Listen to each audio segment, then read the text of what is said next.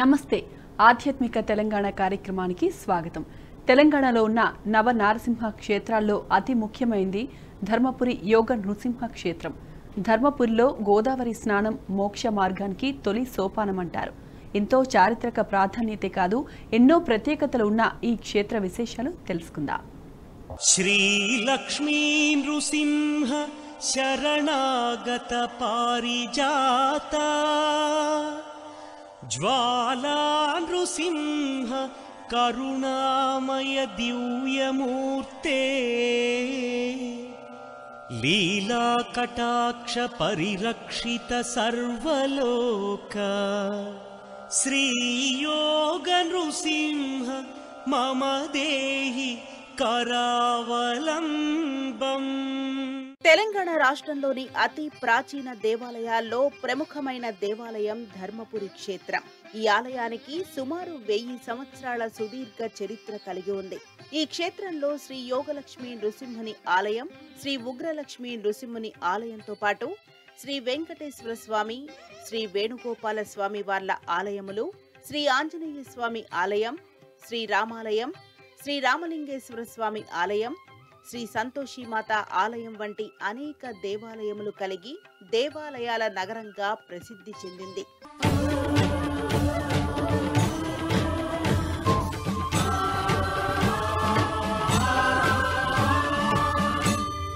ధర్మపురి ఆలయం 10-11వ శతాబ్దాలలో ధర్మపురం అనే పేరుతో వాసికెక్కింది. అప్పట్లోనే ఇది గొప్ప ఆధ్యాత్మిక క్షేత్రంగా అభివృద్ధి చెందింది. ఉత్తర తెలంగాణలోని కరీంనగర్ జిల్లాకు ఉత్తరంగా 65 కిలోమీటర్ల దూరంలో, జగిత్యాలకు 30 కిలోమీటర్ల దూరంలో పవిత్ర గోదావరి నదీ తీరాన ఈ క్షేత్రం వృద్ధి చెందడంతో అత్యంత పవిత్రమైన ప్రదేశంగా భావించబడుతుంది. ఇక్కడ గోదావరి నది దక్షిణ వాహినిగా ప్రవహిస్తూ తన పవిత్రతను చాటుకుంటుంది. ఎంతో ప్రాచీన సంస్కృతి, సంప్రదాయాలు, చరిత్ర కలిగిన ఈ క్షేత్రం పురాతన కాలం నుంచి వైదిక విద్యలకు, జ్యోతిష శాస్త్రానికి కాణాచీగా రాణకెక్కింది. నేటికి సంప్రదాయ వేద విద్యలకు నెలవయ్యుంది. శాతవాహనుడు, బాదామి చాళుక్యులు, కళ్యాణి చాళుక్యులు పరిపాలిస్తున్న కాలంలో ఈ ఆలయం ఉన్నత స్థితిలో ఉన్నట్టు తెలుస్తున్నది. నైజాం కాలంలో కూడా ఈ ఆలయం మంచి అభివృద్ధి బాటలోనే పయనించింది. క్రీస్తు శకం 1309లో అల్లాయుద్దీన్ ఖిల్జీ అనే రాజు ధర్మపురి ఆలయాలపై దాడి చేసి నాశనం చేశాడని చరిత్ర వల్ల తెలుస్తున్నది. దక్షిణ కాశీగా ప్రసిద్ధిగాంచినటువంటి ధర్మపురి, ఇటు తీర్థము, ఈ క్షేత్రాన్ని పవిత్రంగా మలిచింది గోదావరి తల్లి. గౌతమ మహాముని తపస్సు చేత ఈ పరివాహక ప్రాంతం అంతా కూడా గోదావరిగా ఆవిర్భవించి ఈ క్షేత్రాన్ని పవిత్రంగా మలిచింది. అదేవిధంగా ఈ క్షేత్రంలో త్రిమూర్తులు కొలువై ఉన్నారు. భారతదేశ చరిత్రలో ఎక్కడా కూడా త్రిమూర్తుల యొక్క దర్శన భాగ్యము ఉండదు, దొరకదు కూడా. ముందుగా రాగానే విచ్చేసినటువంటి భగవద్బంధువులు బ్రహ్మకు సంస్కారం చేత నమస్కారం చేస్తూ, మాకు జన్మనిచ్చినావు, మా తలరాతలు రచించినావు, మాకున్నటువంటి చెడు తలరాతలు చెదిరించమని బ్రహ్మదేవుని ప్రార్థిస్తూ ఆయనకు నమస్కారం చేయాలి. అదేవిధంగా ప్రధాన దేవాలయం లక్ష్మీనృసింహుడు స్వయంభోయి సాలగ్రామశిలగా సుమారు 1400 సంవత్సరాల చరిత్ర ఉంది ఈ క్షేత్రానికి గాను. ధర్మవర్మరాజు పరిపాలనలో దుష్ట శిక్షణ కొరకై, శిష్ట రక్షణ కొరకై స్వయంభోయి సాలగ్రామశిలగా స్వామివారు కొలువై ఉన్నారు. యోగసీనుడైన శ్రీ లక్ష్మీ సమేత నృసింహస్వామి స్వయంభూ సాలగ్రామం విగ్రహంలో పద్మాసనుడై కోరమీసాలతో ప్రసన్న వదనంతో దర్శనమిస్తున్నాడు ఈ ఆలయంలో. ఇక్కడే ఉన్న మరో ఆలయంలో ఉగ్రరూపుడైన మరో నృసింహస్వామి వారి విగ్రహం కూడా ఉంది. ఇక్కడే శ్రీరామచంద్రుడే స్వయంగా ప్రతిష్ఠించినట్టు చెప్పబడే శ్రీ రామలింగేశ్వర ఆలయం కూడా ఉంది. ఈ ధర్మపురిలో అనేక ఇతర పురాతనమైన ఆలయాలు, మందిరాలు కూడా ఉన్నాయి. గోదావరి తీరంలో ఉన్న అన్ని క్షేత్రాల కంటే ఈ ధర్మపురి అతి పురాతనమైనదని ఆధ్యాత్మికవేత్తల అభిప్రాయం.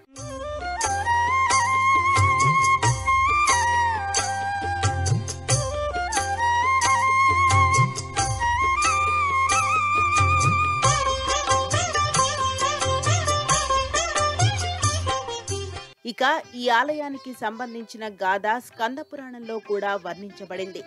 ఆ పురాణం ప్రకారం పూర్వం బలివర్మ అనే రాజు ఉండేవాడు.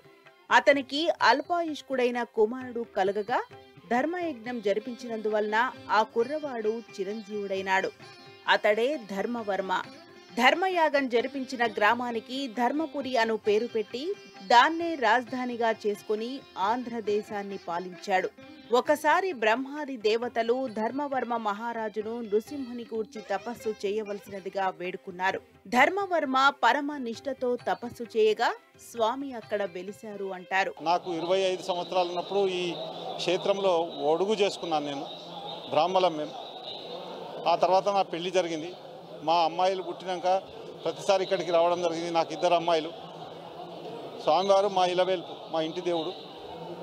మేము ఎప్పుడైనా కష్టాలలో ఉన్నప్పుడు స్వామివారిని తలుచుకొని ముడుపు కడితే మా కష్టాలు తొలగిపోయి మాకు మంచి జరుగుతుంది. మా 2 అల్లుళ్ళు కూడా మంచిగా వచ్చారు. క్షేత్రంలో మహిమలు చాలా ఉన్నాయి. చాలామంది చెప్పుకుంటారు. నాకైతే స్వంతగా అనుభవం అన్ని విషయాలలో నన్ను ఒక గట్టుకు తీసుకుపోయిన వారు లక్ష్మీనరసింహస్వామి ధర్మపురి. వేల సంవత్సరాల చరిత్ర కలిగిన ఆలయాలలో ధర్మపురి నరసింహ క్షేత్రం ఒకటి. ఇక్కడి ఆలయంలో నరసింహస్వామి ఆలయం, రామలింగేశ్వర స్వామి ఆలయం పక్కనే మసీదు కూడా ఉండడం చూస్తుంటే ఆనాటి కాలంలో మత సామరస్యం ఎంతగా విల్లు విరిసిందో అర్థం చేసుకోవచ్చు. అంతేకాదు ధర్మపురి పోతే యమపురికి పోవాల్సిన పని ఉండదని ఇక్కడి సామెత. ఎందుకంటే ఇక్కడి ఆలయంలో యమధర్మరాజు విగ్రహం కూడా ఉంది. దీనిని దర్శించిన తర్వాతే భక్తులు నృసింహస్వామి దర్శనానికి వెళ్తారు. అవతార పురుషుని మహాదివ్య క్షేత్రం, శతకోటి భక్తులను గాచే ఆలయం. శ్రీ లక్ష్మీ నరసింహుని సన్నిధి, నమ్మిన భక్తుల పాలిట ఇదియే పెన్నిధి. పాల్గొన శుద్ధంలో స్వామి కళ్యాణం జరుగుతుంది. ధర్మశర్మ, ధర్మవర్మ, ధర్మదాసుగా స్వామిని 3 జన్మలలో అర్పించిన భక్తాగ్రేసరుడు ధర్మజీవికి ఇది నెలవు. సాధ్వీమణి శ్రీ సత్యవతీదేవి ఇక్కడ గోదావరి తీర్థమున స్నానమాడి తన జీవితేశ్వరుడగు ధర్మాంగద ప్రభువును సర్పరూపము నుండి విముక్తి గావించి సుందర మనిషి రూపము వచ్చినట్లు చేసింది ఈ ఆలయంలోనే అని భక్తుల విశ్వాసం. ఆ పతివ్రత తన పాతివ్రత్య మహత్యాన్ని నిరూపించడానికి ఇసుకతో నిర్మించిన స్తంభం ఇప్పటికీ భక్తులకు సత్య నిదర్శనముగా ఉన్నది. బ్రహ్మాది దేవతలు, మహర్షులు, ఋషులు, మునులు, మహాభక్తులు ఇచ్చట స్వామిని అర్చించి తరించారు. మా ఇంటి దైవము, కులదైవము. ఇంటి దైవం వచ్చి వేములవాడ రాజరాజేశ్వరుడు, కులదైవం లక్ష్మీ నరసింహస్వామి, ధర్మపురి లక్ష్మీ నరసింహస్వామి. మేము ప్రతి ఏటా వచ్చి ఇక్కడ అన్ని మా మొక్కుబడులన్నీ చెల్లించుకుంటాము. కొలిచిన వారికి కొంగు బంగారం ఈ ధర్మపురి లక్ష్మీ నరసింహస్వామి. మన తెలంగాణే కాకుండా ఆంధ్రప్రదేశ్ నుండి, మహారాష్ట్ర నుంచి, కర్ణాటక నుండి, ప్రతి చోట నుండి ధర్మపురి లక్ష్మీ నరసింహస్వామి కొలిచిన వారి కోరికలు తీర్చే దైవంగా భావిస్తారు అందరూ. ఆయనను దర్శించుకోవడానికి, ఆయన మొక్కుబళ్ళు చెల్లించుకోవడానికి అందరూ వస్తారు. ఇక్కడ లక్ష్మీ నరసింహస్వామి, అది కాకుండా పాత లక్ష్మీ నరసింహస్వామి, ఉగ్ర నరసింహస్వామి ఇద్దరు ఉన్నారు. ఇంకొకటి దీని విశిష్టత ఏంటిదంటే యమధర్మరాజు ఇక్కడ కొలువై ఉన్నాడన్నమాట ఈ క్షేత్రంలో. ఈ యమధర్మరాజుకి మనం నూనె సమర్పించి ప్రతి భరణి నక్షత్రంలో నెలకొకసారి జరిగే ఈ భరణి నక్షత్రం రోజున యమధర్మరాజుకు ప్రీతిగా పూజలు జరుపుతారు. ఆ రోజున ఆయనకు మనం పూజించి అర్చించి అన్ని మనం కోరుకున్నవన్నీ మొత్తం ఆయనకు విన్నవించుకున్నచో ఆయన మనకు అన్ని ఇతి బాధల నుంచి, మన ఆరోగ్య సమస్యల నుండి అన్నీ కూడా తొలగించి మనల్ని చల్లగా కాపాడుతాడు. ఇది ఏ క్షేత్రంలో కూడా యమధర్మరాజుది లేదండి. కేవలము మన తెలంగాణ రాష్ట్రము ధర్మపురి దాంట్లోనే ఈ యమధర్మరాజు కొలువై ఉన్నాడన్నమాట. మేము కూడా ఈరోజు ప్రత్యేకంగా రావడం జరిగింది. ప్రొద్దున వచ్చి అభిషేకంలో పాల్గొన్నాము. దాని తర్వాత అర్చన కార్యక్రమాలు, మిగతా అన్ని మా మొక్కులన్నీ కూడా చెల్లించుకున్నాము. గతంలో ఈ ప్రాంతాన్ని ధర్మపురం, ధర్మనపురం, ధర్మపుర, ధర్మవుర, ధర్మపురం అని పిలిచేవారు. అది కాలక్రమంలో ధర్మపురిగా స్థిరపడింది. దీనిని దక్షిణ కాశీ అని కూడా పిలుస్తారు. పవిత్ర గోదావరి నదీ తీరాన వెలసిన శివకేశవుల నిలయమైన ఈ క్షేత్రంలో శ్రీ లక్ష్మీ నృసింహస్వామి దేవాలయం, శ్రీ రామలింగేశ్వర స్వామి ఆలయం, మసీదులు పక్కపక్కనే ఉండటం విశేషం. అయినప్పటికీ అనాదిగా శైవ, వైష్ణవ, ముస్లిం మత సామరస్యానికి ప్రతీకగా నిలిచి ఉంది. ఇక్కడ స్వామివారు యోగానంద నృసింహస్వామిగా భక్తుల కోరికలను నెరవేరుస్తున్నారు.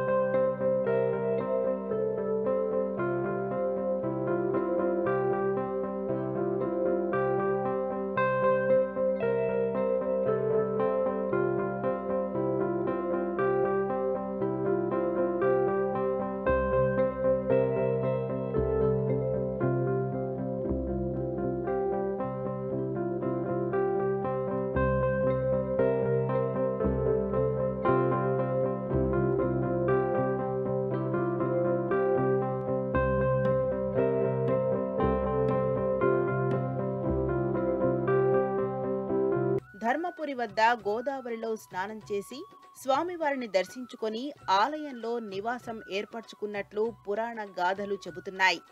ఆలయ ద్వారం కుడివైపున యమధర్మరాజు విగ్రహం ఉంటుంది. యమధర్మరాజుని దర్శించుకొని నృసింహుణ్ణి దర్శించుకోవడం ఒక ఆనవాయితీ.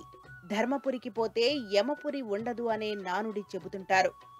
తెలంగాణ రాష్ట్రంలో ప్రసిద్ధిగాంచిన నృసింహ క్షేత్రాల్లో ఒకటైన ధర్మపురి లక్ష్మీ నృసింహస్వామి దేవాలయం కరీంనగర్ పట్టణ కేంద్రానికి 75 కిలోమీటర్ల దూరంలో ఉంది. నృసింహుని దర్శించడం ద్వారా మనం ఐశ్వర్యం పొందవచ్చు అని విష్ణు కరోతు సంపద అని చెప్పేసి ఆ విధంగా నాకు కావలసినటువంటి సంపత్తు నీవు తండ్రి అని ప్రార్థించాలి.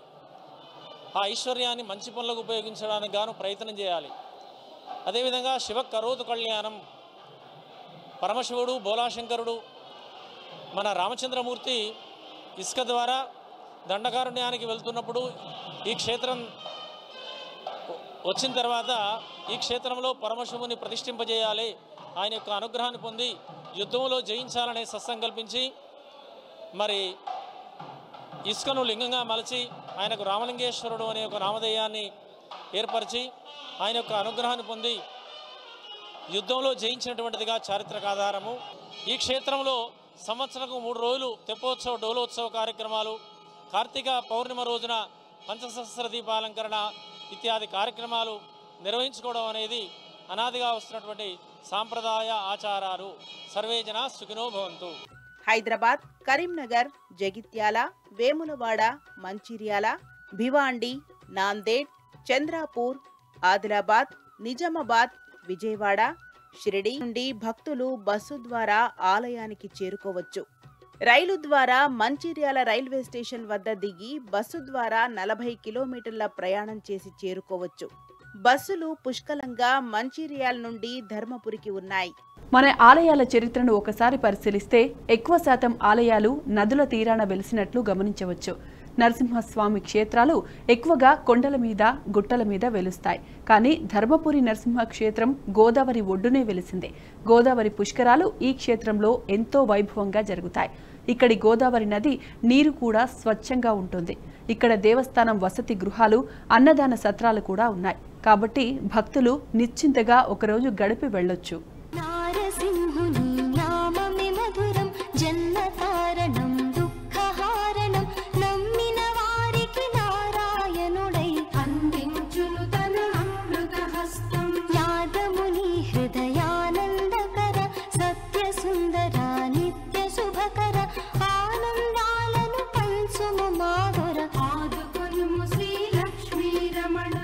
ధర్మపురికి 15 కిలోమీటర్ల దూరంలో ఉన్న కోటిలింగాలలో బయటపడిన శిలాఫలకాలు, శాతవాహనుల కాలం నాటి అంతకన్నా ముందరి రాజుల నాటి నాణేలు, అలాగే 2003లో పుష్కరాల సమయంలో భూమిని చదును చేస్తున్నప్పుడు అతి ప్రాచీన కాలం నాటి యజ్ఞవాటికలు, వాటిలో వాడిన ఇటుక మొదలైనవి బయటపడ్డాయి. శీఘ్రంగా వివాహమవటం ఇక్కడి క్షేత్ర మహత్యం.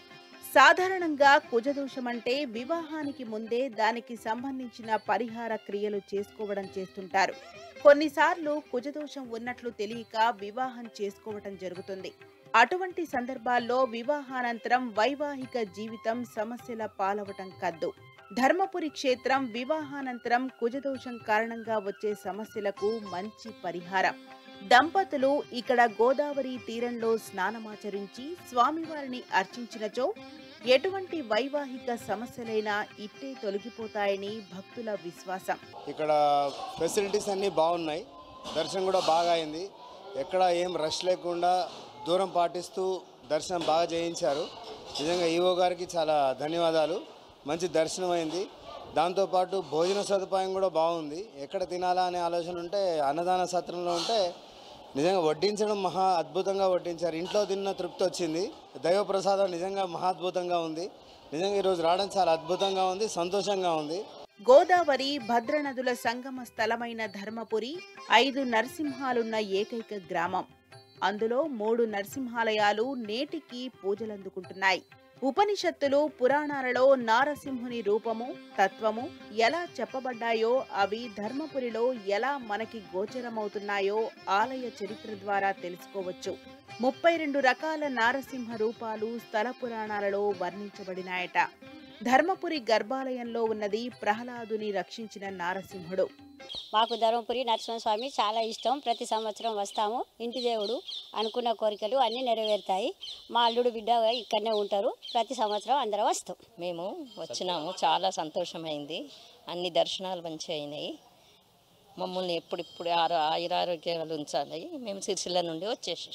ఇక్కడి ప్రధాన దేవాలయమైన శ్రీ యోగలక్ష్మి నృసింహుని ఆలయమునందు ఎక్కడా కనబడని బ్రహ్మదేవుని విగ్రహము, యముని విగ్రహముండుట మిక్కిలి విశేషము. ఇక్కడికి వచ్చిన యాత్రికులకు యముని దర్శనము వలన నరకబాధ ఉండదని క్షేత్ర పురాణము తెలుపుతున్నది. ముఖ్యంగా ఇక్కడ పుణ్య గోదావరి నది సమీపంలో నుండుట చేత యాత్రికులకు సకల పాప నివారణ కావడమే కాక ఎంతో ఆహ్లాదకరమైన విహార కేంద్రంగా కూడా భక్తులను ఆకర్షిస్తున్నది. ఈ ప్రాంత గోదావరి ప్రమాదకరమైనది కాక స్వచ్ఛమైన నీటి ప్రవాహము గలది.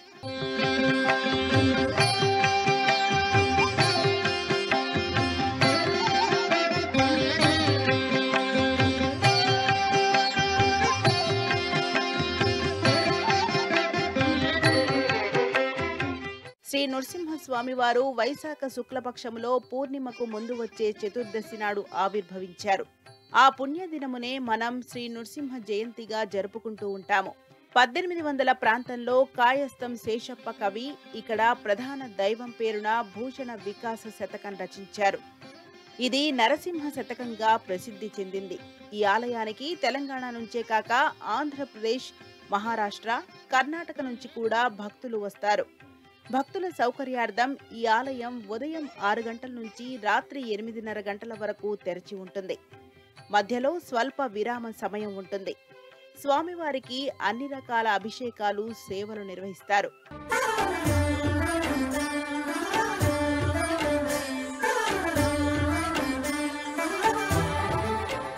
బస చేయాలనుకునే భక్తులకు దేవస్థానం వసతి గృహాలు లభిస్తాయి. అడ్వాన్స్ బుకింగ్ సౌకర్యం కూడా ఉంది. ఉచిత అన్నదాన సత్రాన్ని కూడా నిర్వహిస్తుంది దేవస్థానం. సంసార సాగర నిమజ్జన ముహ్యమానం దీనం విలోకయ విభి కరుణానిధేమాం ప్రహ్లాద భేద పరిహార పర్వతార లక్ష్మీ నృసింహ మమదేహి కరావలంబం సంసార కూప మతిఘోర మగాధమూలం సప్రాప్య దుఃఖ సతసర్ప సమాకులస్య దీనస్య దేవా కృపాయ శరణాగతస్య లక్ష్మీ నృసింహ మమదేహి కరావలంబం. శ్రీ లక్ష్మీ నృసింహ శరణాగత పారిజాత జ్వాలా నృసింహ కరుణామయ దివ్యమూర్తే లీలా కటాక్ష పరిరక్షిత సర్వలోక శ్రీ యోగ నృసింహ మమ దేహి కరావలంబం. చూసారుగా ధర్మపురి నృసింహ క్షేత్ర విశేషాలు. మరో దేవాలయ విశేషాలతో మీ ముందుంటా. నమస్తే.